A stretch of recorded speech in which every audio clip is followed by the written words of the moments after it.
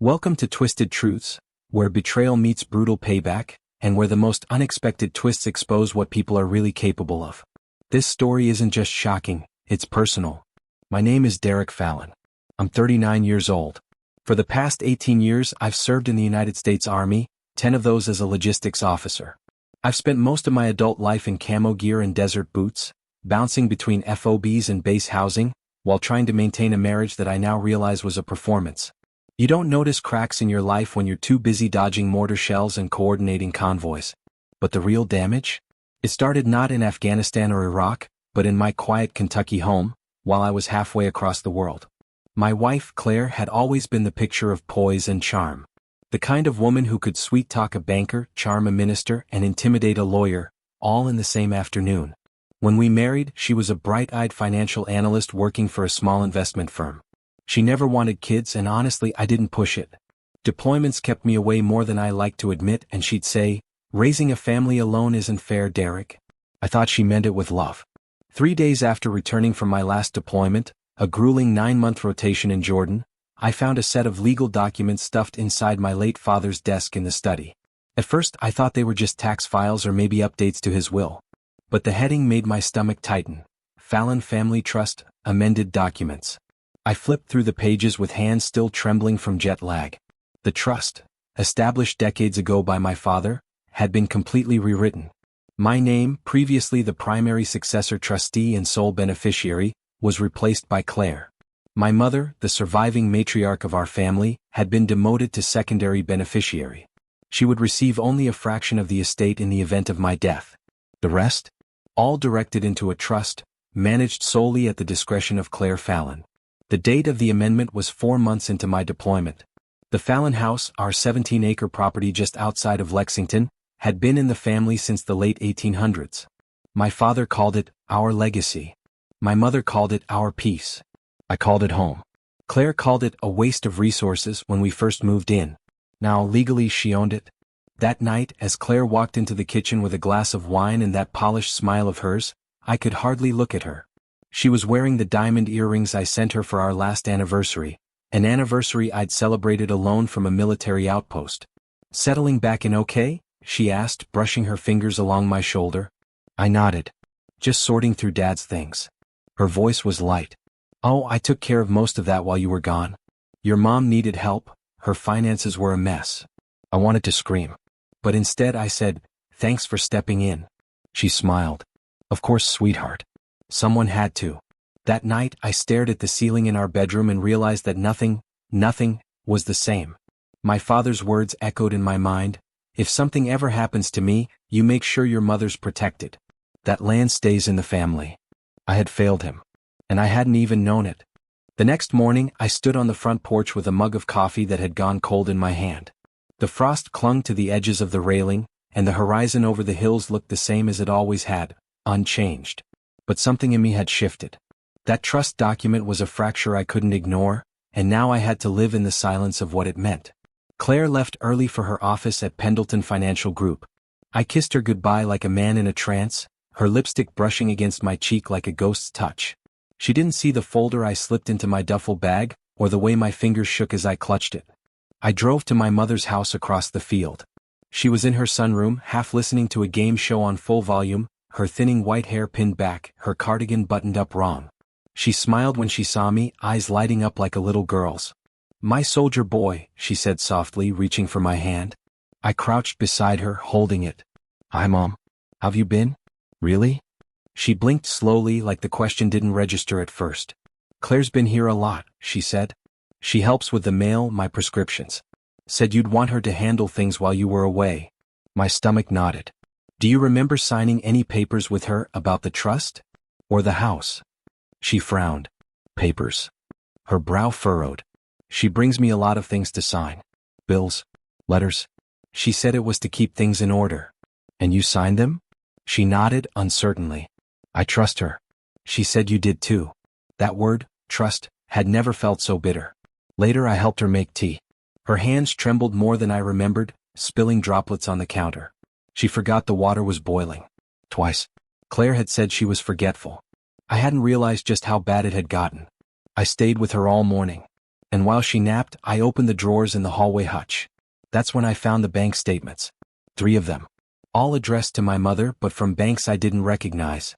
The first was a joint checking account. The second, a joint investment account. The third was the most alarming. A newly opened credit line in my mother's name with Claire as the authorized user. I flipped through the withdrawals. Tens of thousands of dollars, slowly siphoned off. $8,000 here. $12,000 there. Dozens of charges for designer clothes, spa services, and 3 payments to a Westbrook design studio, totaling $39,000. My breath caught. That wasn't just spending. It was planning. I sat down at the dining table, the weight of the pages like bricks in my hands. This wasn't incompetence. It wasn't a misunderstanding. This was a heist, and my wife had orchestrated it while I was risking my life in a war zone. That night, I lay beside her in bed. She turned to me, curling close, tracing circles on my chest. "I missed you so much," she whispered. I couldn't respond. My chest felt like it might cave in. I was scared, Derek. I had to take care of everything. Of your mom. Of myself. "I hope you're proud of me." Proud? Proud of what? Lying, stealing, and setting up my mother to be shoved into a care facility? I swallowed the bile rising in my throat. "I'm just grateful to be home," I lied. But inside I felt like I was suffocating.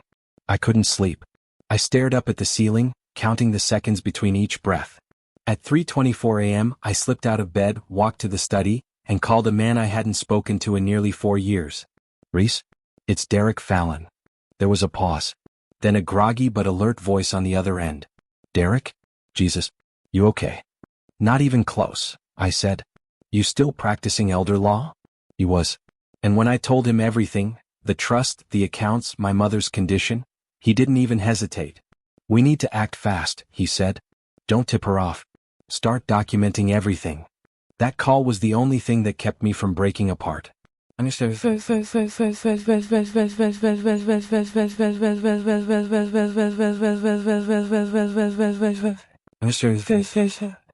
next day, I took my mom to her doctor under the pretense of a checkup. I asked Dr. Liu to run cognitive tests. Afterward, in private, I told him the truth. "She's been signing financial documents she doesn't understand. I need to know what condition she's really in." He nodded gravely. "If you're right, this could be elder abuse, Derek." I already knew that. I just needed the proof. Later, Claire met me for dinner at a new French bistro downtown. She looked stunning. Red lipstick. Hair curled. Her favorite diamond tennis bracelet. One I didn't remember buying. Over wine she smiled. "Now that you're home, I thought we should start designing our dream house." Our dream house. On the Fallon land. By the orchard, remember? "I've already been talking to an architect. Nothing's official yet, but..." I stared at her, willing myself to keep my expression blank. "And where would Mom live?" She blinked. "In the assisted living suite. She can't stay there alone forever." I set my glass down. "And you just assumed this was your decision to make?"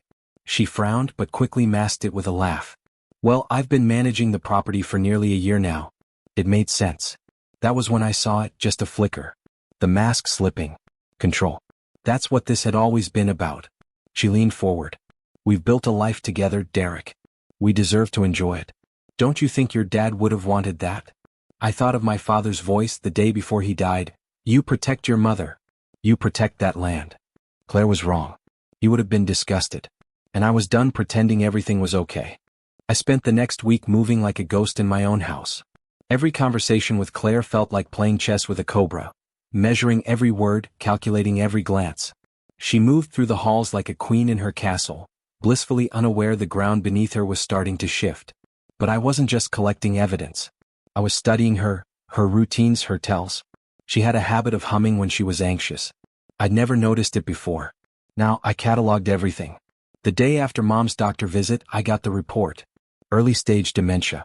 Evidence suggests cognitive decline began more than 12 months prior. Dr. Liu's words hit me like a punch to the ribs. That meant that when Claire pushed those documents under my mother's nose, she likely had no idea what she was signing. That same afternoon I found something else. Something worse.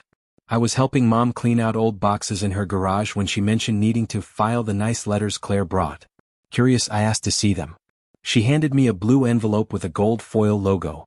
Cornerstone Residence, Assisted Living Community. The contents? A signed agreement, dated 10 days ago, confirming her move-in date. I stared at the signature line. Evelyn Fallon. My mother. The same woman who, just last night, told me with tears in her eyes, "I don't want to leave my home, Derek." She didn't remember signing it. And I knew now, she hadn't understood what she was signing. That night, I waited until Claire fell asleep. Then I unlocked her home office using a paperclip and one of the old tricks I learned while training with a field security unit in Stuttgart. Inside were stacks of binders, folders, and an external hard drive tucked in the back of the bottom drawer.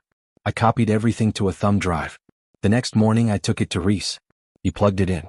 We watched in silence as folder after folder loaded.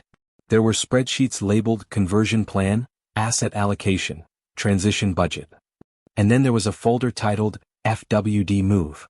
Inside, a scanned real estate contract for the sale of my family's land to a private developer. The buyer's name? Westbrook Development Group. Claire's signature was already on the draft. Westbrook, I said aloud, trying to connect the name. Reese raised an eyebrow. That's a major firm in Louisville. Wait, wasn't one of Claire's friends from college named Westbrook? I froze. Yes, Vanessa Westbrook. A partner at the law firm Claire always claimed she never liked dealing with. It clicked. That's how the trust amendment got notarized. That's why the papers looked legitimate. Claire had forged my mother's future, and tried to bury it under a mountain of legal sleight of hand and social charm. But she hadn't counted on me coming back.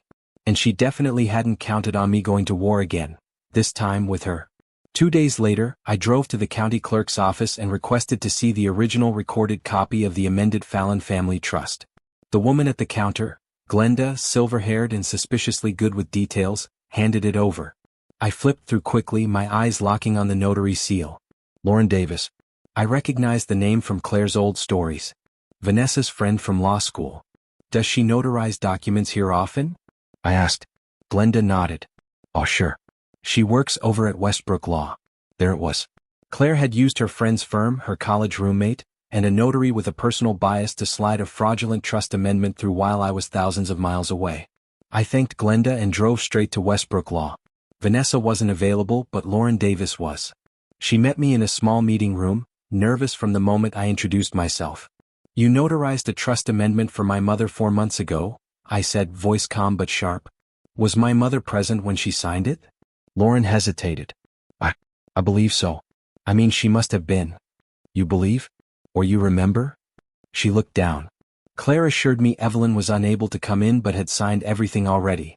I just stamped it for her. I leaned in. You stamped a document for a woman with dementia. You notarized something you didn't witness. Her face went pale. I didn't know. You will now, I said, standing up. I suggest you speak with Vanessa. Fast. That evening I got a phone call from Vanessa herself. Derek, she began, voice tight. We need to talk. In person. We met at a quiet corner cafe the next day. Vanessa looked like someone who had just seen a ghost. Lauren told me everything, she said. And I'm reporting it to the state. She notarized under false pretenses, and that's on my firm. But there's more. She pulled out her phone and slid it across the table. On the screen, an email chain between Claire and a real estate developer. The subject line? Post-move redevelopment. One email read, once Mrs. Fallon is settled at Cornerstone, we can proceed with Phase 1. The orchard will make a great cul-de-sac entry. As discussed, the full buyout of the land will be contingent on zoning approval. I've spoken with the councilman's aide, she's on board. I felt sick. Claire hadn't just planned to sell the land. She was already working with city officials to break it up and build luxury homes. But Vanessa wasn't done. Last year, she said quietly, Claire asked me about military divorce benefits. Specifically, how long she'd have to wait before cashing in on your pension. I froze. She told me it was hypothetical, Vanessa said, her voice cracking a little. I believed her. I didn't. Claire had been planning an exit strategy for years. Waiting for the right deployment. For my mother's health to fail. For the house to become vulnerable. For me to be just a little too trusting. She didn't just want my mother's land. She wanted everything. And now she was going to lose it all. By the time I left that cafe, I wasn't just angry, I was surgical. I'd been trained for combat, surveillance, deception. But this was different. This wasn't about neutralizing a threat. This was about restoring something sacred. My mother's dignity, my father's legacy, my family's name. Claire had been laying the groundwork for years, spinning her web like a spider while I was dodging rockets overseas. But the mistake she made, the critical mistake, was underestimating what a soldier becomes when the war comes home. I called Reese from the parking lot. "We go now," I said. "No more waiting." That same day, Reese filed an emergency petition in family court to challenge the validity of the amended trust. We submitted the doctor's dementia diagnosis, bank statements, and notarization inconsistencies. We also asked the court to immediately freeze all trust-related assets. Claire had no idea any of this was happening. That was part of the plan. The next step was delicate. I had to stay close to Claire, act normal, lull her into thinking I was still adjusting. I cooked dinner, rubbed her shoulders, even slept in the same bed, though I kept a baseball bat wedged under it, just in case. Meanwhile, I went into full recon mode. Using contacts from my old logistics unit, I hired a forensic accountant, Anna Delgado, the best in the state. She specialized in asset tracing and financial fraud. I handed her the copied drive, my mother's bank statements, and the signed cornerstone contract. "You'll have a full breakdown in 10 days, she told me. "And if there's money missing, I'll find it." Next, I reached out to an old army buddy who had gone private, intelligence side. He used to track warlords through shell companies in East Africa. This time I asked him to dig into Claire. Within 72 hours, I had surveillance footage, bank access logs, even text message recoveries.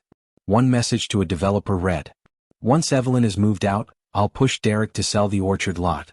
He doesn't know what he's sitting on. $2.1 million easy if rezoned." That orchard wasn't for sale. It was where my parents got married in 1980. The same place my father planted an apple tree the year I was born. Claire would have paved it for a damn driveway. Back home, Claire had grown bolder. "I booked an appointment with a financial advisor next week," she said over breakfast one morning. "Just want to get our future lined up, now that things are calmer." I sipped my coffee. Sounds smart. "And I thought we could take a look at the renovation plans together. I was thinking we demo your dad's old barn, open up space for a pool." That barn housed my grandfather's workshop. His tools were still in there. I smiled softly. "We'll take it one step at a time." Behind my back, I was working with Reese and Anna to build the legal equivalent of a guided missile. Everything she touched, every dollar she spent, was being cataloged. Claire had withdrawn over $63,000 in the past 6 months from accounts she opened using my mother's information. Of that, $9,200 was spent on luxury goods. Another $12,000 to a design firm. And $5,000 in a personal Venmo transfer to someone labeled only as Levi. Who the hell was Levi? Turns out he was her contractor. And she'd already made plans to demo part of the kitchen without my knowledge. But that wasn't even the worst of it. On the 9th day, Anna found a set of transfers leading to a foreign account in the Cayman Islands, under the name C. Donovan. Claire's maiden name. She was stashing funds offshore. I couldn't prove everything yet. But I had more than enough for the judge to act. That Friday, while Claire was out, getting lunch with colleagues, I walked into the master bedroom and began packing a duffel bag. Not for me. For her. I left it in the hallway outside the guest room and moved my things in. That night, when she asked why, I gave her the perfect excuse. Can't sleep well. Still wired from deployment. I'm tossing too much. She looked skeptical. But she didn't push. She thought she was winning. 3 days later, I got the call. Reese's voice was electric. "The judge signed the emergency order," he said. "The trust is frozen. Claire's removed as trustee, pending investigation. The sheriff serves her notice tomorrow morning. Hearing is scheduled for Friday." I exhaled. For the first time in months, I felt like I could breathe. Now came the final part, controlling the reveal. That night, Claire poured herself a glass of Cabernet and sat on the couch, curling her legs under her silk robe. "Been thinking," she said. "Once your mom's moved into Cornerstone, maybe we could go to Aspen this winter. You need a real break." I nodded, smiling faintly. "Sounds good." She clinked her glass against mine. "See? Things are finally coming together." I raised my glass. "They sure are." At 6:57 a.m. sharp the next morning, the doorbell rang.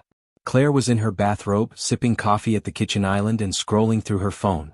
I was already dressed and seated at the table, pretending to review a photo album with Mom. The knock came again, louder this time. Claire glanced at me. "Are you expecting someone?" "Nope," I said, flipping a page. "Probably the sheriff." She froze. Before she could say anything, the knock came a third time, followed by a firm voice. "Claire Fallon?" Sheriff's office. Please open the door. Her eyes snapped to mine. Derek, what's going on? I stood up slowly and walked toward the foyer. You'll want to read what they're handing you. When she opened the door, 2 deputies stood there, one with a manila envelope, the other with a clipboard. She took the envelope, brow furrowed. As she read the first page, her complexion drained like someone had pulled the plug on her blood supply. What is this? She demanded, turning back to me, holding the papers like they were radioactive. A court order, I said. You're no longer trustee of my family's estate. There's a hearing on Friday to determine if you committed fraud. Fraud? Are you out of your mind? This is insane. Her voice cracked. I walked over and gently took the papers from her trembling hands. Page 3, I said calmly. That's where it lists the accounts we found. The ones you set up using my mother's information. And the offshore account under your maiden name. Claire's mouth opened, but no sound came out. I handed the documents back.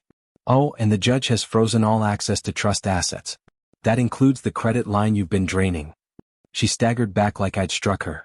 I was taking care of your mother, she hissed, while you were off in another desert chasing shadows. You were stealing from a woman with dementia, I replied low and even. While I was serving this country, you were serving yourself. She stormed off into the bedroom and slammed the door. I didn't follow. Let her sit in it. That afternoon, Reese and I finalized our witness list for the hearing. Dr. Liu would testify to Mom's mental decline.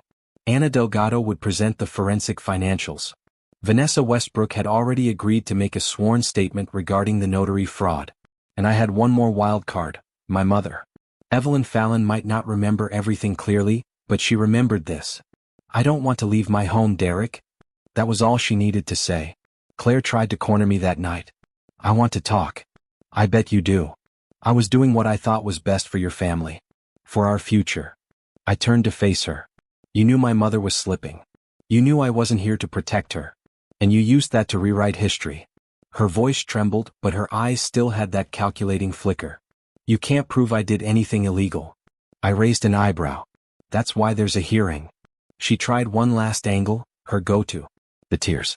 I gave up everything for this family. My career. My time. My life. No, I said, voice like stone. You gave up your soul. And now it's coming due. Friday came faster than I expected. We arrived separately at the courthouse. Claire wore a conservative navy dress and her signature pearl earrings, the same ones I gave her after my second deployment. Her legal team looked flustered, underprepared. They hadn't expected me to play offense. Judge Bauer was a tough, meticulous man in his 60s with a silver buzz cut and a reputation for intolerance toward elder abuse. He didn't waste time. This hearing is to determine the validity of amendments made to the Fallon Family Trust and whether undue influence or fraud was involved, he said. Reese presented our case like a symphony. Clean, thorough, devastating. Dr. Liu described the timeline of Mom's memory loss and her inability to comprehend legal documents at the time of signing.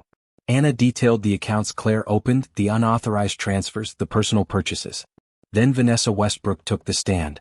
Her statement cut like a razor. The trust amendment was notarized without Evelyn Fallon present. The document was submitted by Claire Fallon, who stated her mother-in-law was too ill to travel. I have since reported this to the State Bar Association. Claire's face stayed frozen, but her hands trembled as she gripped the edge of the table.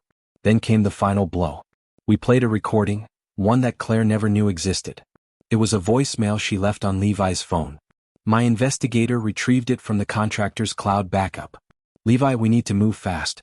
Once Evelyn is moved into Cornerstone, I want that demo started immediately. Forget Derek, he's still dazed from deployment. He'll come around once he sees the kitchen upgrade. The courtroom was silent. Claire didn't say a word. Her attorney looked like he wanted to vanish into the floor. Judge Bauer cleared his throat. His voice was quiet, but his words carried thunder.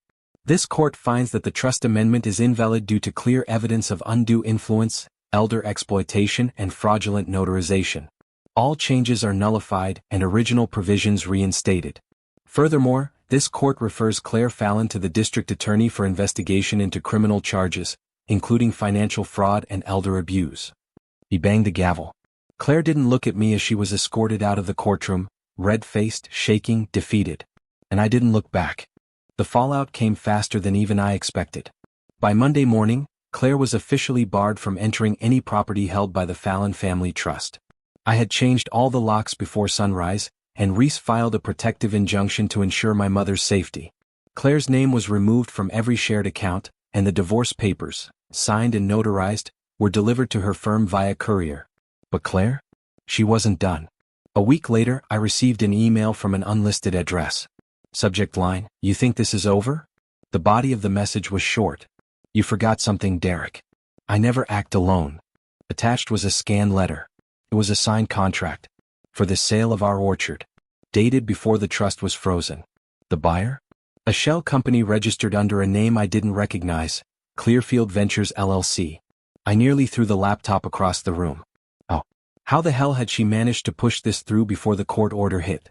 I raced to the county records office. The property hadn't transferred yet, thank God, but the pending application was real. Filed by someone else, not Claire. That someone else? Levi, Claire's contractor. I called Anna, the forensic accountant, and my investigator. Within 48 hours, they had the connection mapped out. Clearfield Ventures LLC was a holding company created 6 weeks before the hearing, and guess who set it up? Levi R. Denvers, Claire's contractor, lover, and co-conspirator. He wasn't just fixing up kitchens. He was the exit strategy. The $15,000 Claire said she used for Mom's assisted living deposit? Yeah, that was the down payment for the land. And the worst part? She was still trying to sell it, knowing full well the trust had been reinstated and the land was off limits. I slammed my fist into the steering wheel. I'd thought the storm had passed, but she was still playing dirty. Reese filed an immediate cease and desist. We served Levi the next morning at one of his job sites. He claimed he was just a business guy, that Claire had approached him with a legit deal. But emails told a different story. "Once the orchard clears, we cash out, split 60/40ths. I'll wire you the seller approval paperwork." There was no seller approval. Just Claire forging my mother's signature again, this time with a shaky attempt at replication that didn't even match Evelyn's handwriting. That was the final straw. This wasn't just greed. This was delusion. I thought I knew Claire. But what I'd been living with for years wasn't a wife. It was a strategist in pearls. Someone who knew how to smile while gutting a legacy. Someone who could fake concern while quietly planning her escape. And Levi? He was the blunt instrument she planned to vanish with. But the real twist? She never anticipated I'd beat her at her own game. With Reese's help, I didn't just stop the land deal. I filed a civil racketeering suit against both Claire and Levi for attempted fraud, conspiracy, and identity falsification. We attached damages to everything they'd attempted. The false accounts, the unauthorized trust amendments, the forged documents. Claire's face at the pretrial hearing was ghostly pale. Her new lawyer looked like he wanted to crawl out of his own skin. "I don't have anything left," she said in court. "He already took everything from me." "No," I said aloud. "I took it back." The court ordered an emergency injunction blocking Claire from contacting Levi or accessing any estate-adjacent properties or finances. The shell company was dissolved. Levi, facing criminal charges, flipped almost immediately. He handed over every text, voicemail, and email he had. One stood out. "Claire, once Evelyn's gone, Derek will fold. He's all uniform and duty. He won't fight back if I look like the victim." That text was printed and submitted into the civil court record. The judge read it aloud. And the courtroom went dead quiet. 2 months later, Claire stood in front of a district court judge, not in heels and makeup but in handcuffs. The charges? Elder financial abuse, document forgery, attempted fraud, conspiracy to commit property theft. She pled no contest to avoid trial. Claire Fallon, once the polished, poised financial consultant, was now a felon awaiting sentencing. The court seized her remaining assets to repay a portion of the money stolen. Levi cooperated to avoid jail time, testifying in full detail about the scheme. He moved to Arizona shortly after, probably hoping to disappear. And me? I stood with my mother on the back porch the day the orchard was officially returned to the trust. She looked out at the trees, her hands trembling in mine. "Your father used to say these trees remember everything." "They do," I said. "And now they'll remember this too." The day Claire was sentenced, it rained. Not the dramatic, biblical kind of storm you'd expect to see at the end of a revenge story, just a quiet, steady drizzle. The kind that made the world seem heavy and reflective. I stood outside the courthouse, umbrella in one hand, the other in my coat pocket, as the bailiff escorted her down the steps in handcuffs. 16 months in prison. 3 years probation. and a permanent record that would follow her for the rest of her life. She looked thinner. Her blonde hair hung in limp strands around her face. The polished, commanding woman who once smiled while plotting to gut my family's legacy had been replaced by someone smaller, humbled, or maybe just cornered. She didn't look at me. And I didn't offer her anything, not a glare, not a word. Some things are best left in silence. Mom's condition hasn't improved, but she's stable.